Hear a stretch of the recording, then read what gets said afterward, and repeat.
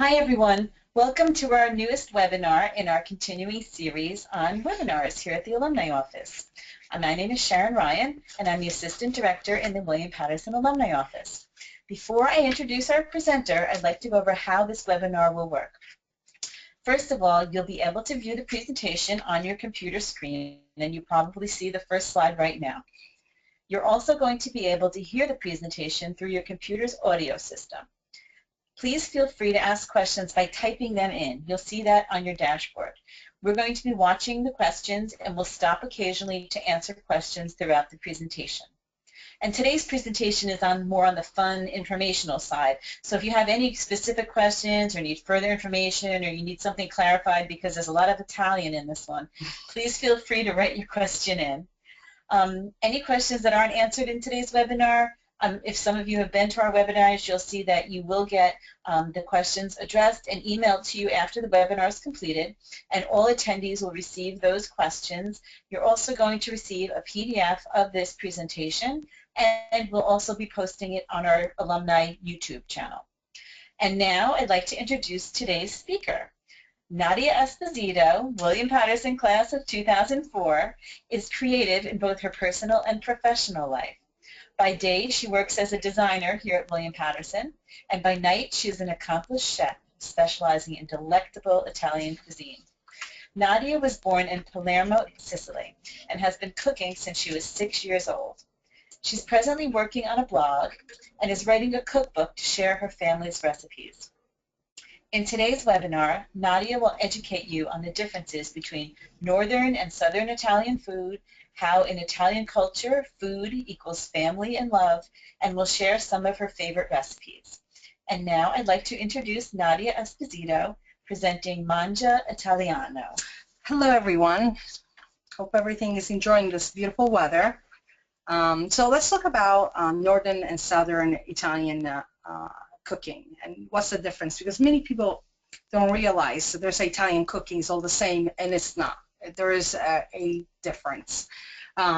Italy is a compact country about the length of California, but the culinary differences between Northern Italian food and Southern Italian dishes are tremendously. While Northern Italians love the rich cream sauces, polenta, and stuffed meats, people in the South embrace flavors such as tangy tomato sauces, olive oil, and fresh steamed seafood. Both North and South have contributed their share to classic Italian cuisine, but each region has its own distinct set of flavors. In Northern Italian cuisine, we see a lot of rich creams, sauces, polenta, which is cornmeal, and stuffed meats. So it's a little heavier, the style of cooking. And then we see in Southern Italian cuisine a tangy tomato sauces, roasted vegetables, and fresh seafood. And everything is light. It's totally opposite, and it's tastier to me because I'm more of a, I'm partial to Southern Italian cuisine. But thanks to the mountainous terrain in northern Italy, with its proximity to Switzerland, Australia, and France, Northern Italy loves the land. The Piemonte and Lombardia region of Northern Italy are primary cattle country, and their cuisine shows it. Butter-based sauces, rich with cream, grace Northern Italian tables just as they do in France. But Italian put their own spin on it by adding spices and garlic and fresh herbs, so it makes it nicer. Stews and soups with beef are so abundant in the area, especially during the winter time. And during spring, they have succulent veal. Thin breaded veal cutlets are popular in Italy, especially with a nice arugula salad or with some spinach salad next to it. And then we talk about creamy fettuccine Alfredo. We'll talk about that later because that's more American than anything else. And then penne alla vodka, which are very popular. Again, very buttery cream sauces. Nadia, why do you say fettuccine Alfredo is more American? It's because there's a big difference when they make fettuccine alfredo in Italy. It's light and it's so good and it's not so heavy. Here in the United States, everything is so creamy, so thick, a lot of calories. And then, to tell you the truth, fettuccine alfredo, we don't see it in restaurants in Italy. That's for sure. That's more like an Americanized stuff, like spaghetti and meatballs. That's another thing. If you go to a regular restaurant in Italy, I'm not talking about here in the United States, it's hysterical. They don't put the two together. They're two separate dishes. You know. Yes. So hard sausages of every description help Northern Italian weather the winters that come early. In Northern Italy, because the winter comes so early, they're near the Alps, and it's a much colder season. During the summer, they prepare these hard salami and or hard sausages. And the Emilia-Romagna region in northern Italy is a home of the prosciutto di Parma and Parmesan cheese. And these ingredients, you can find them in their stuffed pasta, as in tortellini or in ravioli. And you see another thing that I have noticed in northern Italy, they do pasta with gorgonzola and nuts. It's really, really good. Again, very, very heavy. Very caloric. So again, for the terrain of the foots of the Italian Alps, the sheep and goats and cows that glaze the land produce the milk that goes with Parmigiano Reggiano, Pecorino, Asiago, and Gorgonzola cheese. All these cheeses are more common in northern Italy, and they are more aged. Parmigiano Reggiano, it could go up to 18 months to 24 months to be, and it's more expensive. The more it's aged, the more it's expensive. And then you have the pecorino. Also in southern Italy, we also have pecorino too. So whether you prefer a dish inspired by northern Italian cooking, such as fettuccine alfredo, or a southern delight such as Neapolitan pizza, you'll find the same commitment to bold yet balanced flavors common to all great Italian cooking. So yeah, is the north more, you said creams and things like that? Yes. Where the south is, well, I know you're going to get into southern. I'm going to talk about the south. The north, I think because of, their weather, that they're so used to having heavy meals. Like their stews are more with potatoes. They're more rich and meats. And then when we talk about in the south, which I'm going to talk about in a few minutes, you'll see that the minestrones are quite light. More like tomato base. You can find beans in it, but not as caloric or as heavy as northern Italian cooking. So southern Italian cooking, just by looking at the picture, you can see how colorful it is, and it's so delicious. Just look at those tomatoes. I want to bite them. So southern Italian cooking features the bright, lively Mediterranean taste that most people associate in Italian cuisine. From green salads to seafood, freshness is a paramount to southern Italian chefs. The tomatoes and peppers thrive in warm southern Italian climate. And they're so delicious, and I really love southern Italian cooking. While northern Italian runs on butter, southern Italy makes the most of its abundance of oils, olive oils, that grow beautifully in the warm Mediterranean climate. From deep green oils meant for salads to light yellow oils, perfect for putting in a golden crust on a piece of pan-seared fresh fish.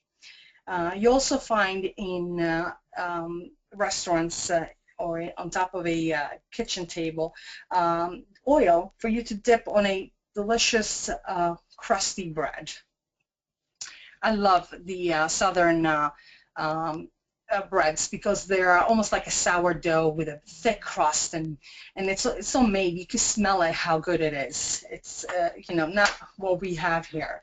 Um, then we talk about Neapolitan pizza, pizza margherita, that combines the best of the southern Italy in one delicious dish.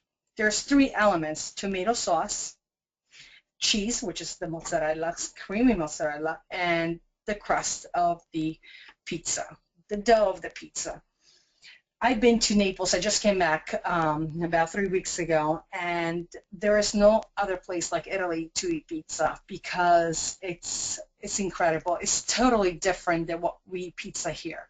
Or when they say cold pizza, it's totally different. The dough in Italy, and I think it's a combination of the flour that they use and the water that's there. It makes the dough quite light and fluffy, and it cooks within 5 minutes. It's just amazing. It's very, very delicious. Instead, what we have here, it's it's quite. I feel that's quite heavy. It's quite thick. The dough. Again, I gave you a recipe. So hopefully, you'll get to try it. But you have to buy the Italian flour, 00. Going back to this presentation, the Neapolitans grow their own San Marzano tomatoes. And it's in a region that has volcanic soil. So that really helps the tomato being more hardy. And cooking a sauce, they don't cook it within 20 minutes. They cook it for a couple hours. Minimum is an hour of cooking tomato sauce. So there is a place here in New Jersey that I go to when I feel nostalgic about the Neapolitan pizza. Is in Ridgewood, New Jersey, and it's called a mano, which means by hand. And they are so similar to what I ate in Naples. Very, very cool place to go to. Seafood is a prominent in southern Italian cuisine, from fresh grilled calamari to a misto fritto, which that means a mixture of fried fish. A dish of spaghetti with clam or lobster are specialty of the southern region of Italy. Again, I could tell you, coming back and going to these restaurants, or even eating our families' homes in Italy, the way they use the fish is not once a week. It's almost like every other day or every day there is a fish dish, and it's grilled, and it's, sometimes it's fried or it's done on charcoals. It's so delicious, I have to say. Nice and light. And then we have our famous eggplant parmigiana, tangy marinara sauce, and minestrone with fresh herbs. That's part of the southern classic dish. The minestrone, again, they're much lighter. Sometimes they even do lentil soup, and it's nice and light. It's not thick. Probably in northern Italy they'll put pancetta in it. Instead, southern Italy you'll see more of the celery and the carrots on it. That's the difference on them. And you make a really good lentil soup. She actually makes an excellent lentil soup. I love southern cooking because it's nice and delicious. It's light. It's the Mediterranean diet. It's excellent. And then Sicily. This is where I come from. I come from Palermo. And since I was a little girl, seeing my parents cooking, I always was so interested. At 6 years old, I would make my father coffee. By 7 years old, I start making omelets by looking at my mom and my dad, and they would guide me how to make things. So Sicilian cooking is also one of my favorite, since it's in my family. So Sicily has changed hands among centuries between Greeks, Romans, Byzantines, Spanish, and even Germans. Not to say North Africa and Arabia to complete the picture. The constant changing of hands has created a culture that makes Sicily rather unique in nearly every way.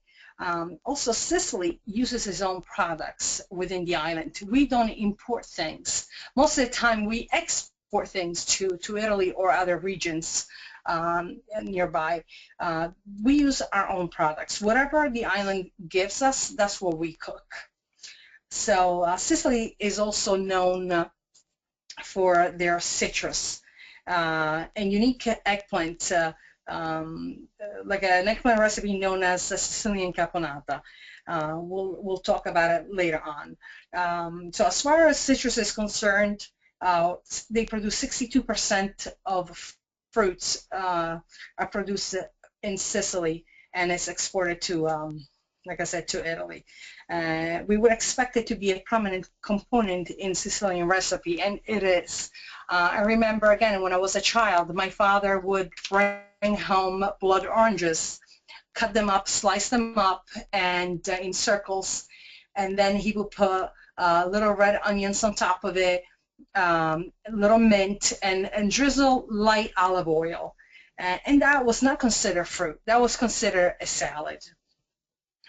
Another big thing is Sicilian eggplants that we produce there. They're more tender, they're sweeter, they don't have as many seeds inside of it, and that is found definitely in territory, and that's why they call it the Sicilian eggplant, because it's definitely from Sicily. And we use eggplants in many recipes. Again, the caponata is one of favorite and well known. They even pre-package it and export it out, but it's not as good as when we make it home. So what's a caponata? Caponata are diced up eggplants, and they're fried or sautéed, and then you put capers and olives and onions and plum tomatoes, and then you garnish it with a little basil and vinegar and sugar. It's really delicious, you know. Perhaps next time we'll do a cooking class. And the other thing, we have eggplant parmigiana. Our eggplant parmigiana is not like the one in southern Italy that's dipped into the egg and then the flour and gets fried. This is the opposite. We don't use anything coating it. We just use regular eggplants, you fry it, and you use plum tomatoes and Parmesan cheese. Nice and simple, nice and light again.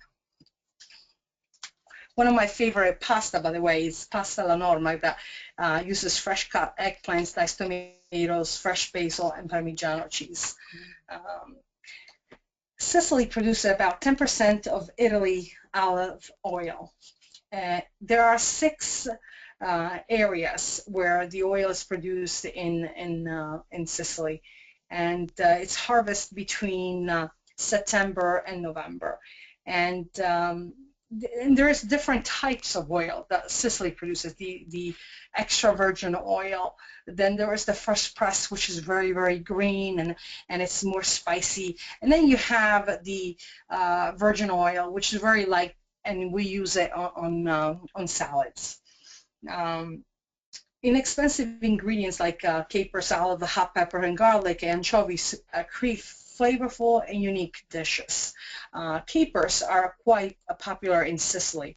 The Aeolian island, called the Salina, produces 1 million pounds of caper buds and fruits during a good harvest year. And unlikely, like the capers that we buy in the store, they're soaked in brine. Salina capers are preserved the old-fashioned way through a long process that involves packing them with salt. And let me tell you, the flavor that they have is so delicious compared to what we find in our supermarket, you know, and they're being in water, you know, in brine. These really preserves the flavor of the caper.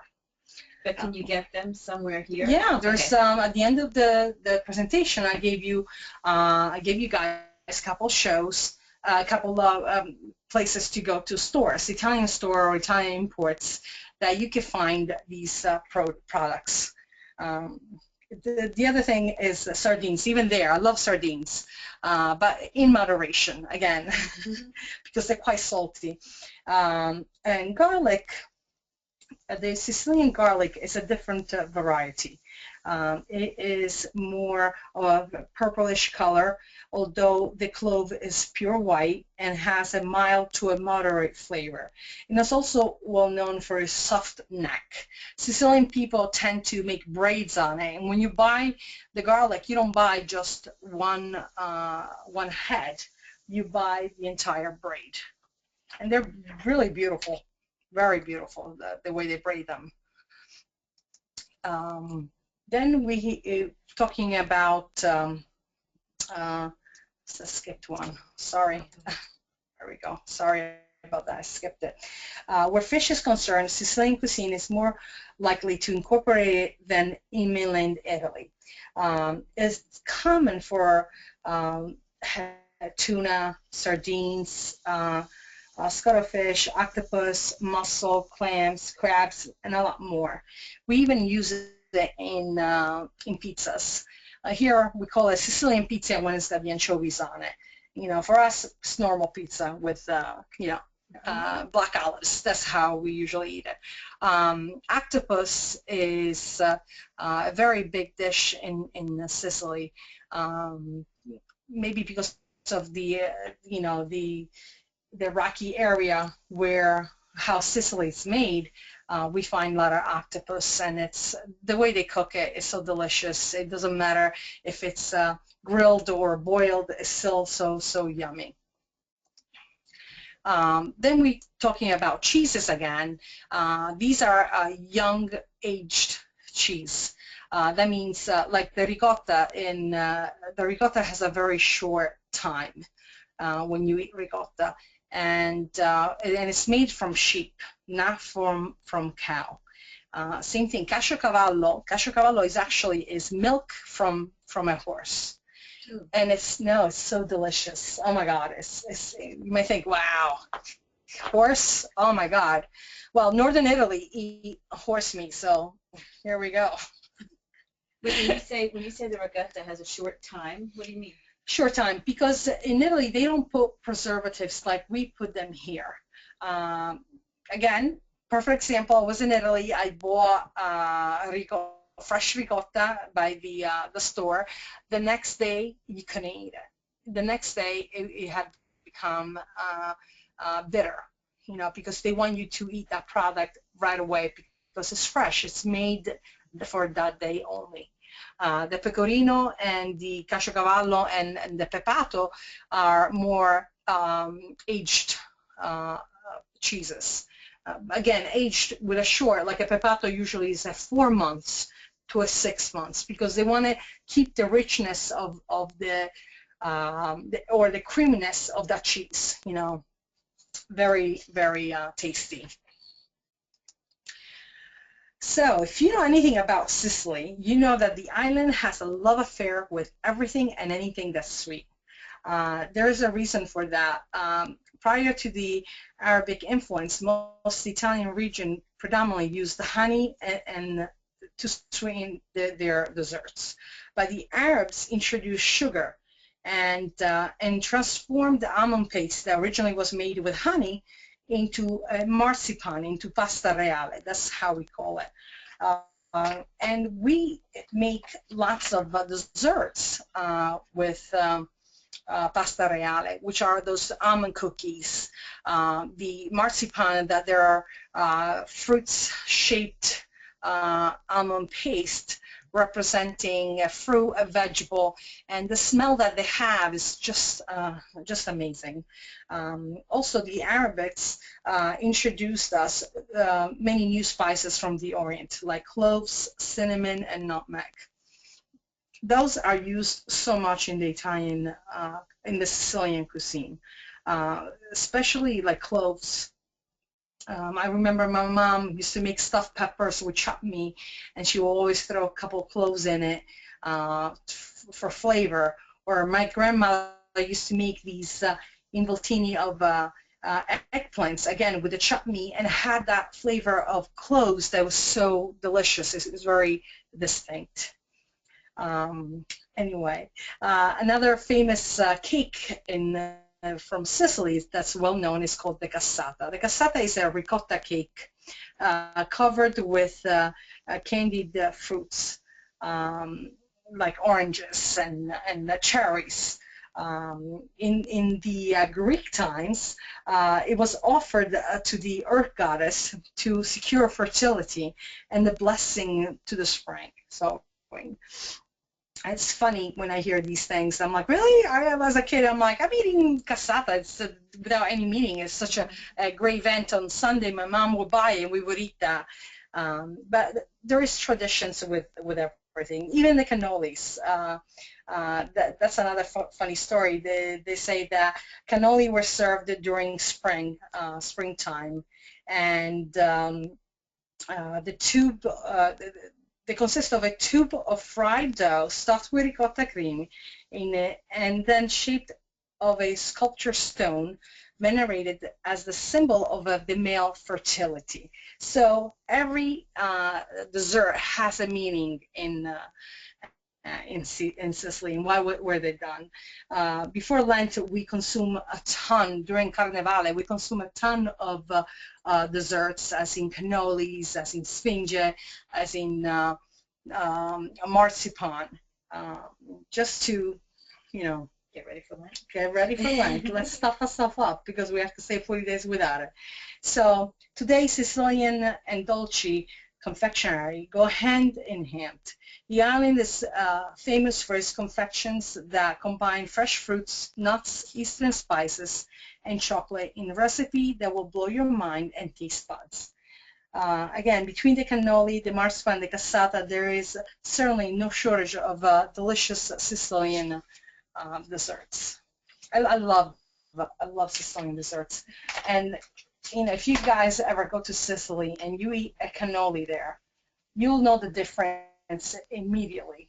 The ricotta is a sheep ricotta and has a total different flavor than what we're used to here. Some people might say, oh, this is terrible, it's so strong. And some people might enjoy it. I enjoy it. I love it. I think it's just fabulous. It's just good. I want to talk about the difference in mozzarella. There's buffalo mozzarella, there's fior di latte, there's burrata, and then we have our polio mozzarella. String cheese. String cheese. Okay, the buffalo mozzarella is a fresh mozzarella made of water, the milk of water buffalo, made from unpasteurized water buffalo milk. It's creamiest and delicate flavor. That's what you find more in the Naples region. Very good.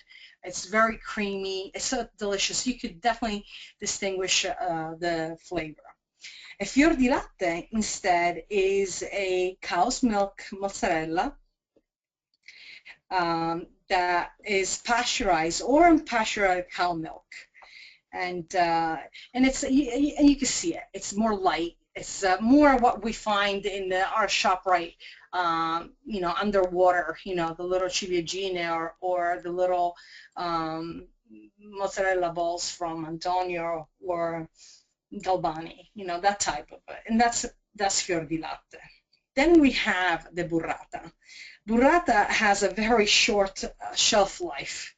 You could eat it within 2 days and then that's it. And then it gets because of the cream that's inside. But let me tell you, the burrata is a fresh Italian cheese made from mozzarella and cream. The outer shell is a solid mozzarella, while the inside consists both mozzarella and cream, giving it an unusual soft texture. And it's so delicious. When you cut into it, you see this cream coming out of it and a little curled of mozzarella in it too, and then you spread it into the bread and it's so delicious. Burrata means butter, just to let you know. That's why, because you actually spread it. I hope you guys get to enjoy a burrata. I usually, when I buy it, I put a little balsamic glaze on top of it and a little olive oil with tomatoes. It's so yummy. Very, very, very good. These are pictures of my family, family traditions and love of food. Italian and Italian Americans have a deep appreciation for history, even if it's personal. For them, Sunday dinners are the heart of those personal stories. It's where you make memories, where you remember things. You remember when your grandmother made a specific dish, or your mom, for, let's say Carnevale made a specific dessert. So it's really bringing everybody together and enjoying this wonderful dinner together. It's not like, during the weekend that we are like running around working and stuff like that. Sundays is total different story at all. And every family gathering is different. Everybody has their own tradition. Like here, I hear a lot that people on Sunday make pasta with meatballs and sausage. That's their tradition. That probably their grandparents, when they came here, that's what they did every Sunday. They made a big pot to feed their family with meatballs and braciole and sausage. And the kids remember that, and it goes from one generation to another. And that's a beautiful memories and beautiful tradition, Mine is, we make lasagna. We make a specific lasagna, and it's with bechamel sauce. So when I make that, I think of my parents, eating all together on a Sunday when my mom would make this special dish for us that we enjoyed so much. So hope you have enjoyed this small presentation and a little bit of difference about northern, southern, and Sicilian cooking. I have attached some recipe like the pizza napoletana, how you make the dough. Again, you better buy the 00 flour, because that's the one that really makes the pizza very delicious and light, And then I gave you different type of pasta. If you guys are adventurous and want to make pasta from scratch, and then a little simple marinara sauce on the bottom there. And we have penne with vodka. Again, this is my recipe. This is what I used. And whatever it says, 2 tablespoons of vodka, substitute it with cognac. It's even better. That's my secret. My friends, when they come over, they're like, what did you do to this pasta? Oh my God, it's incredible. Oh my God. And that's what I did. I put cognac instead of the 2 tablespoons of vodka. And then Sicilian, I gave you a very hard recipe. This is Sicilian cannolis. But once you make it, oh my God, it's worth all the hard work that you have gone through, because the cannolis are so delicious. And here are some vendors for you to go to, like Jerry's Homemade. It's in Englewood, Corrado. You can find the locations are in Clifton and in Wayne. Any Kings, you'll find the mozzarella, and Whole Foods.